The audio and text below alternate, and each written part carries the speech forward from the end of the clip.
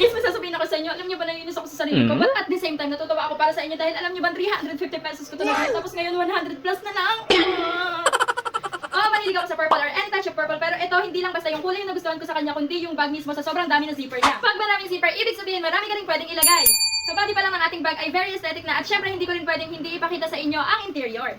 Sa main compartment ng ating bag ay meron tayong dalawang zipper na pwedeng paglagyan ng padlock. Bukod sa malalim ng ating main compartment ay meron din itong tatlong packet sa loob na talaga namang marami ka rin pwedeng ilagay. Sa secondary compartment naman ay malalim din at meron naman siyang dalawang packet sa loob. Ito naman yung pangatlong compartment na pwede mo paglagyan ng kung anik-anik kasi sakto lang yung lalim niya at syempre meron din tayong pang-apat at pang-limang compartment. So mga kaplaneta ko, akala nyo ba doon lang nagtatapos yun? Hindi, dahil meron pa yung packet sa likod. Medyo malalim din yung compartment sa likod kasi halos kalahati pa siya ng ating bag kaya naman marami ka rin talagang malalagay. At ang maganda pa dyan, kapag meron kang maleta, pwede mo rin tong isukbit. At kung estudyante ka nga, ay hindi ka na mahihirapan magbuhat ng tumbler dahil meron yung lagayan sa kanan at sa kaliwa at pwede mo rin niyang i-lock dito para secured. Meron na nga rin silang libreng cute na keychain at once again, affordable price lang itong bag na to kaya ano bang hinihintay nyo? Check out na!